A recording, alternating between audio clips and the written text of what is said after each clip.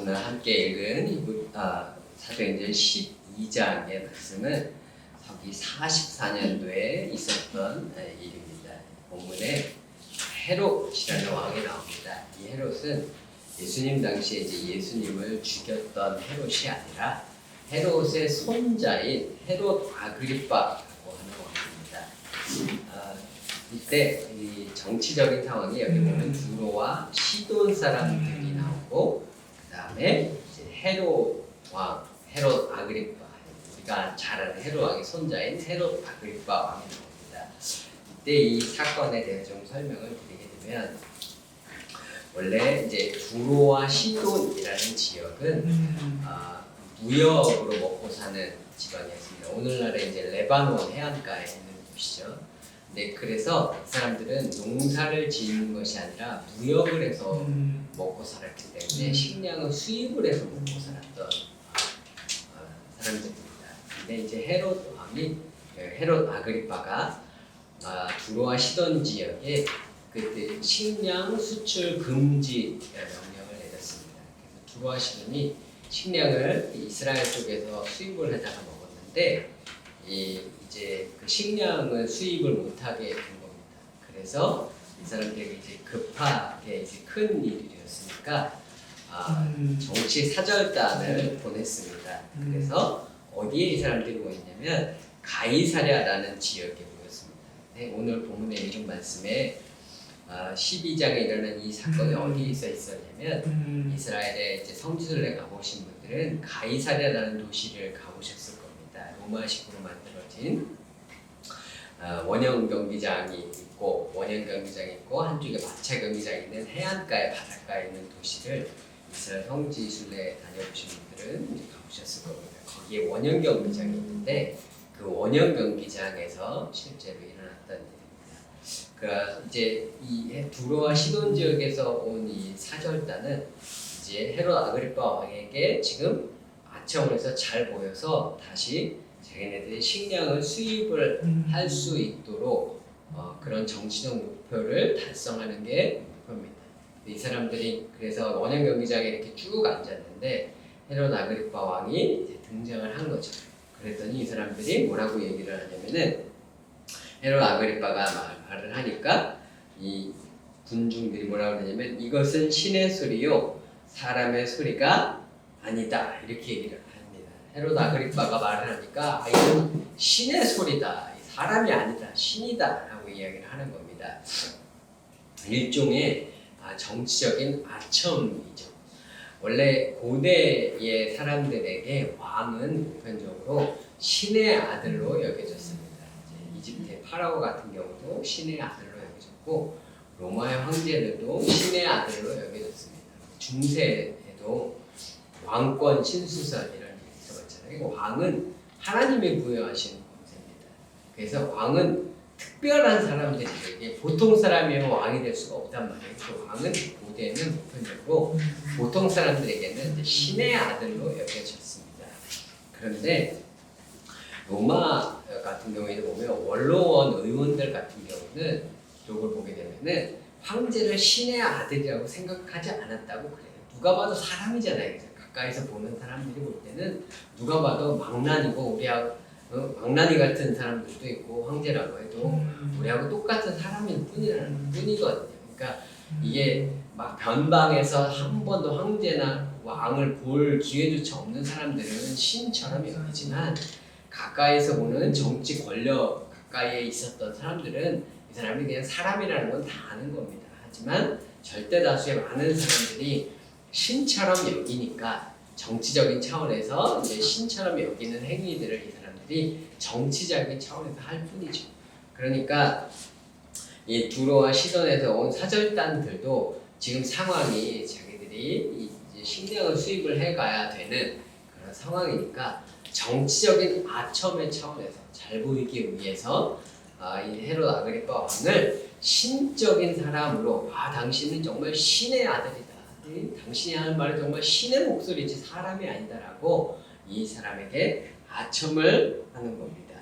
그랬더니 23절에 보니까 뭐라고 그랬냐면, 헤롯 아그리빠 왕이 영광을 하나님께 돌리지 아니하므로 주의 사자가 곧 친히 벌레에게 먹혀 죽으니라. 이제 이렇게 되어 있습니다. 그랬더니 헤롯이 그 영광을 하나님께 돌리지를 않았다라고 되어 있습니다. 원래 영광은 하나님의 것입니다. 그럼 헤롯은 어떻게 해야 되냐면은 헤롯이라는 사람은 어떤 사람이냐면은 원래 오늘 본문에 나온 헤롯 아그리빠는 헤롯의 손자인데 원래 헤롯 왕이 예수님 베들레헴의 그 메사카 베들레헴 학살을 일으켰던 원래 예수님 당시에 태어날 당시 그 헤롯 왕은 부인이 여러 있었습니다. 헤롯 왕이 원래 그 이방인이라서 사람들이 좋아하지 않았잖아요. 근데 부인이 여럿이 있었는데 부인들도 다 이방인들이었어요. 근데 다 그러니까 백성들이 좋아할 리가 없죠. 근데 자신의 정권이 그래서 위태로우니까 헤롯이 누구랑 또 결혼을 하냐면은 이 유대의 공주, 헤롯이 집권하기 이전의 왕조의 공주 미디암네라는 유대의 공주와 결혼을 합니다. 그리고 그 공주에게서 아들 둘을 낳습니다. 그러니까 유대인들이 헤롯의 수많은 아들들이 있는데 누구를 좋아하겠어요? 이 미디암네라는 유대의 공주하고 낳은 아들 둘을 헤롯 이스라엘 백성들은 좋아하죠. 그리고 이스라엘 백성들은 이 두 사람이 다음 헤롯이 죽으면 다음 왕이 되어지기를 원합니다. 그러니까 헤롯 왕이 이 두 아들이 자기의 왕권에 가장 위협이 되는 거예요. 그러니까 어떻게 하냐면 자기의 그 부인인 미리암네도 죽이고 이 두 아들을 죽여버립니다. 자기의 왕권에 이제 위협이 된다고 생각이 돼서. 근데 이 아들 중에 아리스토블루스라는 헤롯의 아들이 또 아들을 낳았는데 손자죠. 헤롯 왕의 손자죠. 그 손자가 헤롯 아그리빠, 오늘 본문에 나온 헤롯 12장에 나온 이 헤롯 아그리빠라는 왕입니다. 근데 이 헤롯 아그리빠는 손자인데 헤롯 왕이 자기의 손자인 헤롯 아그리빠는 얘의 아버지를 자기가 죽였잖아요. 그러니까 이 손자를 어떻게 했냐면 로마로 유학을 보냈습니다. 로마에 유학을 가서 이 헤롯 아그리빠가 자라게 됩니다. 로마의 황실에 가까운 사람들과 어릴 적에 같이 교육을 받고 친분을 맺게 됩니다. 그래서 이 사람이 서기 37년도에 유대로 돌아오게 되는데 그때 왕이 누구냐면 칼리귤라 왕이었습니다. 이제 칼리귤라가 어릴 적에 이 헤롯 아그리빠하고 같이 공부를 하고 친구였어요. 그러니까 이쪽에 한 지역에 유대 지역이 있고 갈릴리 지역이 있고 그 다음에 헤롯 빌립이 다스리던 지역이 있고 막 나눠졌잖아요. 헤롯 왕이 죽은 다음에 그 중에 하나에 왕을 시켜줍니다. 그 왕을 시켜줬다가 그 다음에 서기 40년에는 이제 칼리귤라가 죽고 클라우디우스 황제가 등극을 하게 되는데 이 클라우디우스 황제가 그러면 클라우디우스 황제도 어릴 적에 같이 이 헤롯 아그리빠하고 로마에서 같이 어릴 적에 공부를 했던 절친인 친구입니다. 그러니까 클라우디우스가 어떻게 해주냐면 네가 4분의 1 분봉왕이 될 필요가 뭐가 있냐.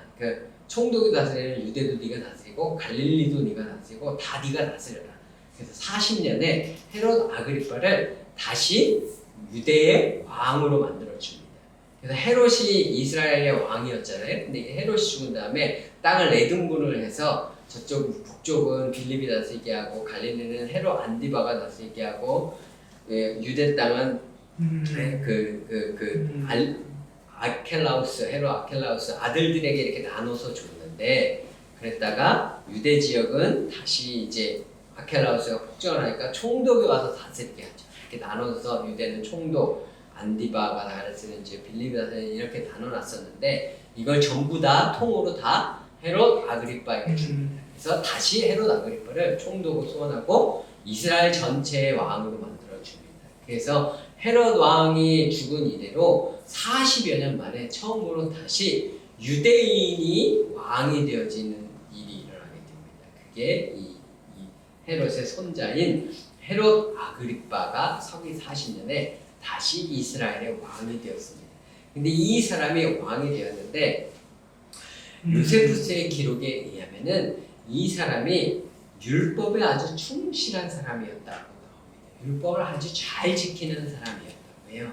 율법을 잘 지켜서 백성들이 아주 좋아했답니다. 백성들이 원래 좋아했던 미리암네 공주의 아들인 아리스토블루스의 아들이잖아요. 이 유대의 혈통을 가진 사람이란 말이에요. 그러니까 백성들이 좋아한단 말이에요. 거기다가 율법을 잘 지키는 사람이에요. 그러니 더 좋아하겠죠, 그죠? 신앙적으로 좀 혈통적으로도 그다음에 종교적으로도 이제 우리하고 마음이 맞는 왕이 이스라엘을 다스리니까 좋아하겠죠. 근데 이 사람이 정말 하나님을 경외하고 율법을 잘 지키는 사람이라면 어떻게 해야 되는 거냐면 사람들이 당신의 목소리는 사람이 아니라 신의 목소리입니다 라고 했을 때 헤롯 왕은 정말 율법을 잘 지키는 사람이 어떻게 해야 되냐면 그 영광을 하나님께 돌려야 했다고 합니다. 왜냐하면 모든 영광은 하나님께 속한 것이기 때문에 하나님께 영광을 돌려야 했었는데 이 사람이 그 영광을 모두 다 자기가 받은 거예요. 사람들이 당신이 신입니다. 당신이 목소리는 신의 목소리입니다 하고 신적인 신에 속하는 영광을 자신에게 돌리니까 그걸 다 마땅한 듯이 자기가 받은 겁니다. 하나님께 속한 영광을 자기가 받는 것, 이게 뭐냐면 신성모독입니다. 그래서 예수님께서 사람들에게 많이 비판받았었던 이유가 아버지와 나는 하나이니라 이런 말씀들이 하나님을 자기하고 같이 빗대어서 동일하게 여겼다. 이건 하나님의 영광을 자기가 취한 겁니다. 그래서 신성모독죄로 사람들에게 비판을 받았었던 겁니다. 그러면 아그리빠도 정말로 하나님을 경외하는 사람, 정말로 율법을 지키는 사람이었다면 하나님께 영광을, 그것은 나의 영광을 오직 하나님께 돌려야 하는 것이라고 하나님께 영광을 돌려야 했으면 한데 이 사람이 그 모든 하나님의 영광을 자기 스스로가 받았던 것이고, 그리고 그것으로 인해서 성경은 뭐라고 얘기하냐면 주의 사자가 고치니 벌레에게 먹혀 죽으니라 이렇게 나옵니다. 이것은 요세푸스의 기록에 보면 어떻게 나오냐면 똑같은 사건이 기록되어 있는데 요세푸스는 뭐라고 기록을 했냐면은 갑자기 연수를 하다가 배가 아프다고 헤롯 아그리빠가 쓰러졌대요. 쓰러져서 사람들이 침실을 하고 침실로 데리고 가서 의사를 불러왔는데 아주 극심한 복통을 5일 동안을 이제 호소를 하다가 죽었다고 합니다. 그러니까 요세푸스의 기록은 그의 죽음에 대한 인간적이고 의학적이고 이성적인 기록이고요. 누가복음의 이 사도행전의 기록은 이 사람의 죽음에 대한 신학적인 해석입니다. 영적인 해석입니다. 이 사람의 죽음에 어떤 의미가 있는 거, 영적인 의미가 있는 것인지를 해석을 해준 겁니다. 여기에 나오는 주의 사자가 고쳤다라고 하는 표현은 출애굽기에서 애굽의 장자들이 죽었을 때 주의 사자가 쳤다고 나옵니다. 곧 그의 죽음이 하나님의 심판이었다라는 것을 누가가 우리에게 영적인 그의 죽음의 영적인 의미를 우리에게 이제 해석을 해주고 있는 것입니다. 그러면 이 사람이 죽은 이유는 하나님께 영광을 돌려야 하는 영광을 자기가 받은 죄 때문에 이 사람이 죽었던 겁니다. 근데 이러한 사람들이 사람에게 영광을 돌릴 때 그 영광을 자기가 취하지 아니하고 하나님께 영광을 돌리는 아주 대조적인 모습이 바로 사도행전 바로 앞장에도 나와 있습니다. 사도행전 앞에 보게 되면 9장 10장에 보게 되면 어떤 사건이 있냐면 바로 베드로가 고넬료를 만나는 장면이 나옵니다. 베드로가 고넬료를 만나러 갔는데 고넬료의 집에 들어갔는데 고넬료가 어떻게 베드로를 맞이하냐면은 가족과 친척과 하인을 전부 다 소집을 합니다. 그리고 베드로가 딱 집에 들어오니까 그 베드로의 발 앞에 꿇어 엎드립니다. 경배를 했다는 얘기입니다. 무릎을 꿇고 땅바닥에 이마가 닿도록 엎드려서 베드로에게 경배를 했습니다. 이거는 신에게 신전에서 하는 행위입니다. 그러니까 고넬료는 베드로를 어떻게 여기냐면 적어도 신이 보낸 사람, 신의 사자, 적어도 하나님께서 보내신 천사와도 같은 사람으로 여겼던 겁니다. 그렇기 때문에 신에게 하는 경배를 베드로에게 했던 겁니다. 그러면 자기 가족, 친척, 부하들 백부장이잖아요. 부하들까지 전부 다 불러넣어서 도회를 쫙 시켜놓고 우리가 오늘날 TV에서 보면은 한 나라의 국가의 수반이 오면은 딱 공항에서 카페트 깔아놓고 이렇게 도열하고 있잖아요. 그런 것과 같은 행사를 쫙 준비를 한 거예요. 그래놓고 그 모든 사람들이 보는 앞에 자기가 땅바닥에 엎드려서 경배를 하는 겁니다. 근데 고넬료라는 사람은 로마의 백부장입니다. 로마는 이스라엘을 지배하고 있는 이스라엘을 식민지로서 지배하고 있는 정복민입니다. 그 정복민의 관료가 자기가 정복하고 있는 그 식민지의 백성의 사람이 들어오는데 그 사람 앞에 무릎을 꿇어서 경배를 한다는 건 있을 수가 없는 일입니다. 그런데 그만큼 고넬료가 이 베드로를 하나님의 사람, 신이 보낸 인물, 적어도 하나님의 사자, 천사와도 같은 인물로 여겼다는 겁니다. 그렇게 해서 경배를 했는데 베드로가 뭐라고 얘기를 하냐면 베드로가 일어나라, 나도 사람이다. 이렇게 이야기합니다. 근데 이걸 헬라어 원문으로 보게 되면은 나도 사람이라 이게 아주 우리 한국말로 간단하지만 아주 강조해서 표현을 했습니다. 문법적으로 분석을 하면 내가 사람이라는 걸 아주 강조해서 한 표현입니다. 나도 당신과 똑같은 사람일 뿐이니 이런 경배하는 자세를 취하지 말라는 겁니다. 네. 그래서 베드로와 같은 경우는 사람들이 자신에게 하나님께 속한 영광을 돌리는 것들을 볼 때에 그것을 영광을 자기가 취하는 것이 아니라 하나님께 돌리는 것을 볼 수가 있습니다. 베드로뿐만 아니라 사도행전 혹은 복음서에 보게 되면 사람들이 하나님께 속한 영광을 사역자들에게 돌릴 때 그 사역자들이 그 영광을 자기가 누리고 자기가 받는 것이 아니라 하나님께 영광을 돌릴 것을 명령하는 것을 많이 볼 수가 있습니다. 심지어는 예수님도 땅에 계실 때 사람들이 예수님께 영광을 돌리면 하나님께 영광을 돌리라고 얘기를 합니다. 누가복음 4장에서 광야에서 시험을 당하실 때 사단이 모든 권세와 영광을 주겠다고 마지막 시험을 하죠. 그때 예수님께서 뭐라고 하시냐면 하나님만 섬기고 경배해라 이렇게 말씀하셨습니다.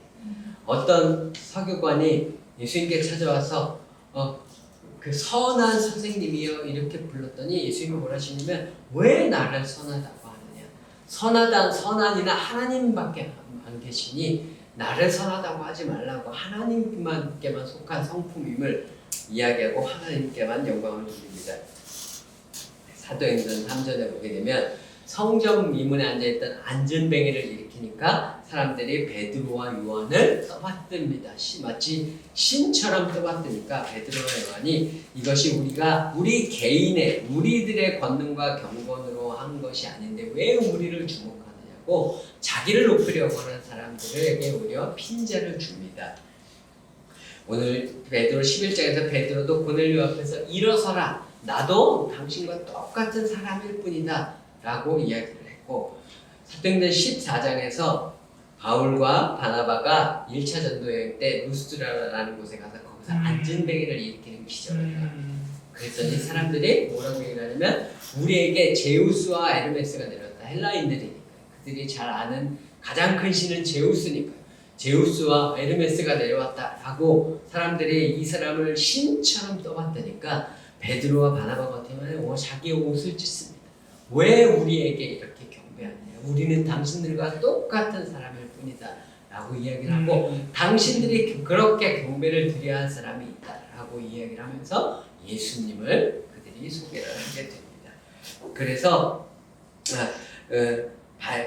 바울이 전도여행을 1차, 2차, 3차 전도여행을 하면서 언제나 자기의 사역을 할 때 언제나 자기의 사역을 뭐라고 얘기를 하냐면 하나님께서 하신 사역, 하나님의 역사라고 이야기를 합니다.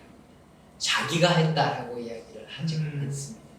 이런 것들을 볼 때 모든 성경에 나오는 모든 사역자들이 정말 자신이 한 모든 일들 가운데 자신이 영광받아야 할 때조차도 그 모든 영광을 자신이 취하지 아니하고 그 모든 영광을 하나님께로 예수님께로 돌리는 것들을 볼 수가 있습니다. 우리가 신앙생활을 하면서 바로 경계해야 할 것이 이것입니다. 뭐냐면 영광을 우리가 차지하는 것입니다. 특히나 사역자들이 주의해야 할 것들이 영광을 사역자가 받는 것들이죠. 특히나 은사가 있는 사역자들의 경우에 더욱 그렇습니다. 치유의 은사가 있고 축사의 은사가 있고 계시의 은사가 있는 사역자들은 사람들이 주는 영광을 받아 누리기가 쉽습니다. 우리가 알고 있는 많은 이단들이 처음부터 이단으로 시작하지 않은 경우들이 많이 있습니다. 처음에는 하나님의 온전한 은사를 받아서 온전한 계시의 영을 받아서 온전한 계시의 말씀을 전하고 온전한 하나님의 능력을 받아서 온전한 하나님의 능력으로 사역했었다가 점점점 그 능력으로 인해서 그 사람들이 사역자를 높이게 되고 그러다 보니 그 사역자가 자신이 그 영광을 받게 되고 하나님께로 드려야 할 마땅한 영광을 하나님께로 돌리지 않고 자신이 그 영광을 받게 되면서 점점점 그 사람이 교주가 되어져서 이단이 되는 경우들을 많이 보게 됩니다. 사역자는 절대적으로 경계해야 할 것이 사람들이 자기를 높일 때 그 영광을 그 칭찬을 자기가 취하는 것이 아니라 절대적으로 하나님께로 돌려야 할 의무가 있습니다. 그리고 성도들은 어떤 의미가 있냐면 절대적으로 사역자를 높이지 않아야 할 의무가 있습니다. 어떤 사역자를 통해서 은혜와 감동과 그런 것들을 받게 되었을 때 그것을 그 영광을 사역자에게 돌리는 것이 아니라 절대적으로 하나님께로 돌리는 훈련들을 우리가 해야 합니다. 사역자는 우리와 똑같은 인간일 뿐이고 아무리 은사가 있다 할지라도 하나님께서 통로로 사용하신 우리와 똑같은 사람일 뿐이고 그 모든 우리가 받은 은혜와 감사할 것들은 하나님께로부터 오는 것들입니다. 모든 영광을 하나님께로 돌려야지 그것을 우리가 사람에게 돌리는 순간 사람이 높아지게 되어지고 그것으로 인해서 사람에게 실망하게 되어지고 사람이 타락하게 되어지는 역사들이 일어나게 됩니다. 우리 사역자들뿐만 아니라 우리 성도들 모두가 이 사역을 통해서 혹은 교회에서 우리 하나님 앞에 드리는 봉사 헌신을 통해서 내가 영광을 받기를 원하고 내가 인정을 받기를 원하고 내가 영광을 취하기를 원하는 유혹들을 굉장히 많이 받게 되어집니다. 그런 일들은 사역의 현장에서는 누구에게나 일어나게 됩니다. 우리 온누리교회에서 경배와 찬양이 80년대 후반에 처음 시작을 했을 때 처음 경배와 찬양이 아직 음반이 나오기 전에 경배와 찬양을 처음 시작했을 때 제가 아는 바는 경배와 찬양이 사람들에게 그렇게 칭찬을 받지 못했습니다. 네, 지금 그 경배와 찬양 사람들 이렇게 긴 치마 드레스 코드가 엄격해서 긴 치마만 입고 다니고 그래서 쟤들은 왜 이렇게 유별나게 옷도 뭐 저렇게 긴 치마만 꼭 입고 다니고 그렇게 좋은 소리 못 들었어요 처음에. 그랬는데 경배와 찬양이 음반이 나오고 경배와 찬양이 히트를 치기 시작하면서 경배와 찬양에 사람들이 몰려들기 시작을 합니다. 근데 그 몰려드는 사람들 중에는 그 경배와 찬양을 통한 은혜와 찬양을 통해 하나님을 예배하고 싶은 그 순전한 마음들을 통해서 몰려드는 사람도 있었지만 또한 동시에 경배와 찬양을 통해서 받게 되어지는 영광을 원해서 몰려드는 사람들이 있었습니다. 그런 처음에 경배와 찬양이 시작을 할 때는 사람들에게 칭찬받지 않아도 사람들에게 조롱을 당해도 사람들에게 손가락질을 당해도 오직 하나님을 예배하는 것, 오직 하나님을 찬양하는 것 그것만을 원해서 어떤 사람들로 이루어졌었다면 나중에는 경배와 찬양이 사람들에게 칭찬받으니까 인정받으니까 그것 때문에 오는 사람들이 섞이게 되어집니다. 그리고 그런 사람들의 수가 사역이 점점 더 커지면서 점점 더 많아지죠. 그러면서 어떤 일이 벌어지냐 경배와 찬양에 처음에 부으셨던 기름 부으심들이 조금씩 사라져가게 되어지고 결국은 그 기름 부으심이 완전히 사그러지는 역사가 일어나게 되는 겁니다. 똑같은 일들이 어디서 일어나냐? 힐송에서도 똑같이 힐송이 처음에 찬양단으로 됐을 때 엄청난 예배의 찬양의 기름 부으심이 있었습니다. 그 예배와 찬양의 기름 부으심으로 말미암아 힐송이 전 세계적으로 예배와 찬양의 놀라운 기름 부으심으로 예배와 찬양의 사역을 확장해 나갔습니다. 그런데 이 호주라든가 힐송이 호주에서 시작을 했는데 호주라든가 미국과 같은 기독교 문명을 이뤘던 나라들에서는요, 이 기독교 집회, 우리는 종교적인 집회에 불과하지만 이 기독교 문화가 굉장한 돈이 되는 비즈니스적인 역할을 할 수가 있습니다. 할리우드에서 끊임없이 성경 이야기를 영화나 애니메이션으로 만드는 이유가 뭔데요? 돈이 되기 때문이거든요. 이 기독교 문화권에서는 이게 엄청난 부를 가져다 줄 수 있는 통로가, 문화사역이 그런 통로가 된단 말이에요. 그러니까 힐송이 그렇게 확 커지니까 어떻게 되냐면 힐송이라는 사역자라는 타이틀이 세상의 부와 세상의 명예와 세상의 영광까지도 다 가져다 주거든요. 그러니까 어떤 사람들이 모여드느냐? 찬양과 경배와 오직 하나님을 찬양하고 하나님께 영광 돌리기 원하는 기름 부음 받은 사람들도 그 안에 있지만 오직 그 힐송이 가져다 주는 세상의 영광, 세상의 부요, 이것들을 원해서 오는 사람들이 점점 섞이게 되어지고 그런 사람들이 점점점 그 리더의 자리를 차지하게 되면서 점점 그러면 사람들이 모이니까 거긴 재정이 모이죠. 그리고 권세가 생깁니다. 그런 재정과 권세가 생기면서 점점점 거기에서 그런 재정의 문제, 여자의 문제 이런 것들이 각 지부별로 리더들에게서 터져나오면서 심지어는 그 힐송의 리더였던 사람들이 재정의 문제, 여자의 문제, 심지어는 신앙 고백을 저버리는 나는 더 이상 크리스찬이 아니다 라고 고백하는 사람까지 힐송의 리더였던 사람에게서 나오게 되는 그런 일들이 벌어지게 되는 겁니다. 왜 그런 일들이 벌어지느냐? 그 사람들이 원했던 것은 하나님을 섬기는 것이 아니에요. 그 사람들이 원했던 것은 하나님을 섬김을 통해서 자기에게 주어지는 달콤한 열매, 세상의 부여와 영광을 취하는 것입니다. 그 세상의 부여와 영광을 그들이 취했을 때 그들이 타락의 길로 가게 되었던 겁니다. 제가 대학교 때 아프리카에 단기 선교 갔던 이야기들을 드렸습니다. 처음에 이 전통적인 이 장로교회에서 해외 단기 선교를 간다고 하니까 교회 반대가 너무 심했어요. 사람들 모집하는 것도 너무 어렵고 왜 그 먼 아프리카까지 가겠다고 하냐라고 해서 핍박 아닌 핍박이 있었어요.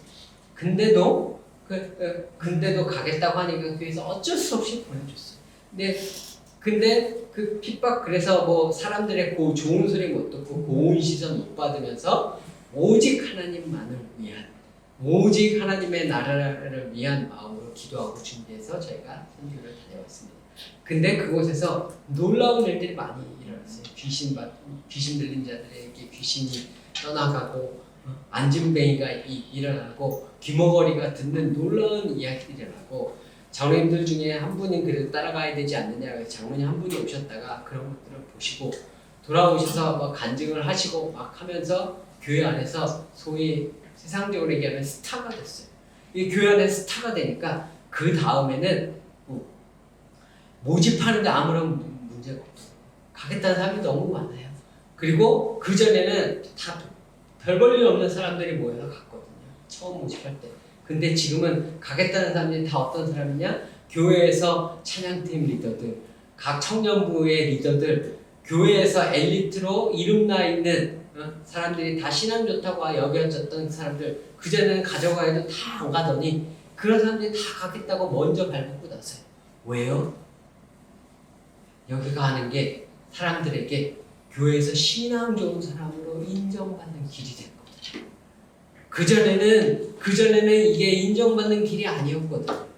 근데 이제는 이게 사람들에게 인정받는 길이 되고 내가 신앙 좋은 사람으로 칭찬받는 길이 되고 내가 영광받는 길이 된 거죠. 그 내가 영광받기 위해서 사람들이 모여서 갔더니 거기서 무슨 일이 일어나냐?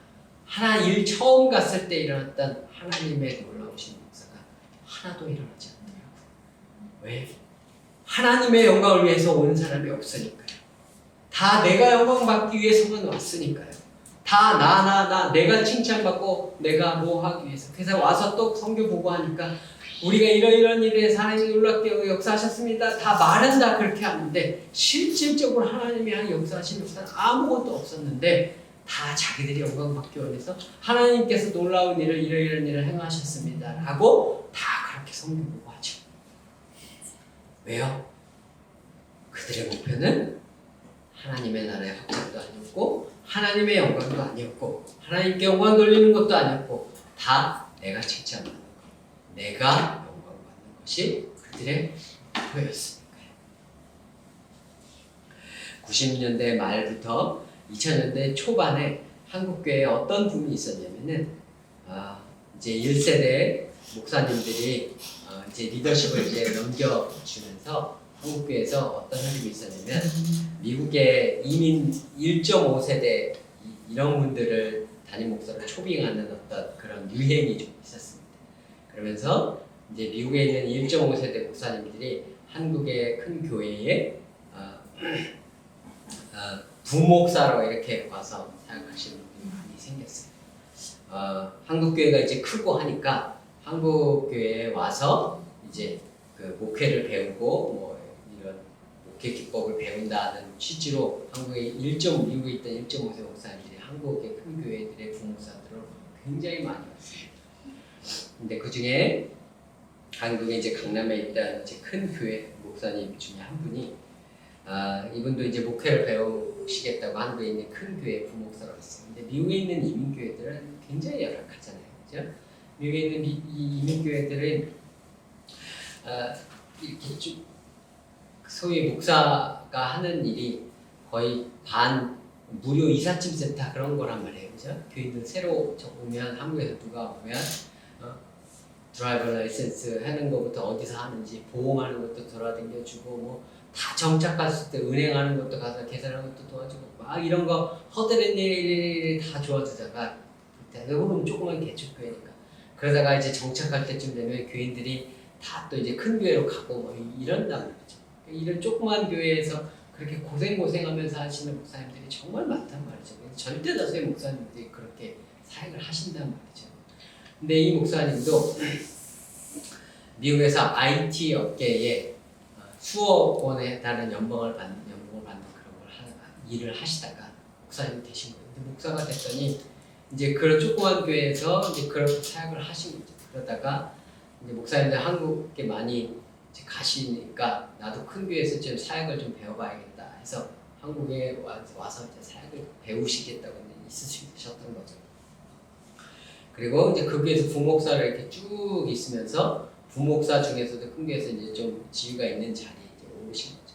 어느 날 이제 집회를 하는데 큰 집회를 이제 총괄하시는 이제 자리였었던 거예요. 집회를 하시는데 자기한테 아침부터 큰 교회면 새벽 기도부터 시작해서 새벽 4시에 일어나서 밤 12시까지 막 일을 해야 된단 말이에요. 그죠? 그러면 아침에 새벽에 일어나서 그렇게 그날도 피곤한 몸을 이끌고 이렇게 늘 집회를 쭉 전체 총괄하고 사역을 하는데 집회를 하려고 앉아요. 그 집회 중간에 이제 그 사무실 들어가는데 자기한테 무슨 냄새가 그렇게 나더래요. 이게 무슨 냄새가 이렇게 나는 거지? 악취가 그렇게 나더래요. 그래서 사람들한테 자기한테 무슨 냄새 나지 않냐고 막 물어봤대요. 아니 안 나는데요. 다들 그러더라는 거예요. 근데 자기는 악취가 나서 견딜 수가 없더라는 거예요. 그러고 나서 이제 집회 시간에서 집회에 들어갔는데 자리에 앉아서 이제 기도를 하시는데 하나님 도대체 저는 이렇게 사람들을 안 난다는데 이렇게 악취가 자꾸 나요. 하나님 이게 무슨 냄새인가요? 막 이렇게 기도를 하셨대요. 근데 하나님께서 뭐라고 말씀을 하시냐면은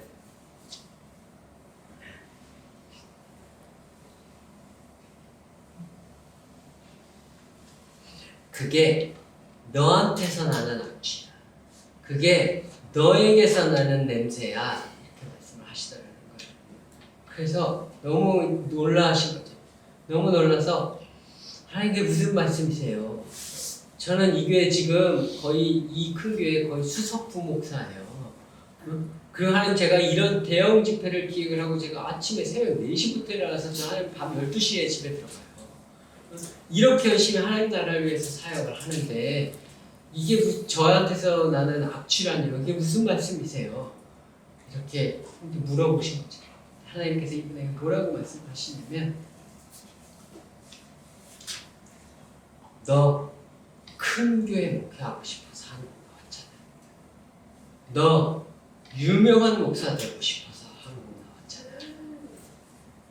너의 큰 교회 되고 큰 교회 목사 되고 싶은 너의 그 마음, 유명한 목사 되고 싶은 너의 그 마음, 그래서 사람들에게 칭찬받고 영광받고 싶은 너의 그 마음, 그 마음이 내게는 악취야. 그 악취를 지금 네가 갖고 있는 거야.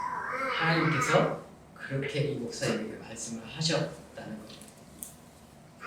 그래서 근데 이 목사님이 그래서 뭐라고 하셨냐면 마음이 무너지잖아요.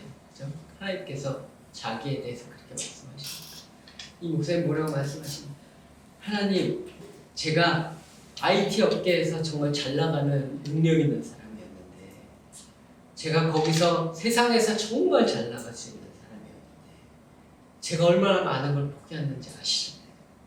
얼마나 세상에서 높은 자리, 부유한 자리 포기했는지 주님 잘 아시잖아요.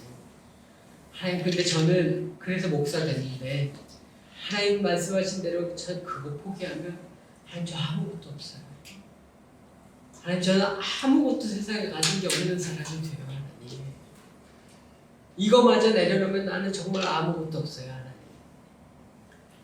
그렇게 기도를 하셨대요. 그때 하나님께서 이분에게 뭐라고 말씀을 하시냐면 그게 바로 내가 원하는 거예요. 너에게 아무것도 없는 거, 너에게 나 외에는 아무것도 없는 거, 너에게 의지할 대상이 나 말고는 아무것도 없는 거, 내가 구할 영광이 오직 여호와 하나님 한 분뿐이라는 고백, 그것 말고는 아무것도 없는 거, 그게 내가 너에게 원하는 거야. 그렇게 하나님께서 이분에게 말씀을 하셨다. 그래서 이분이 하나님 앞에 회개를 하시고 그 교회를 나오시고 개척을 하셨다고 해요.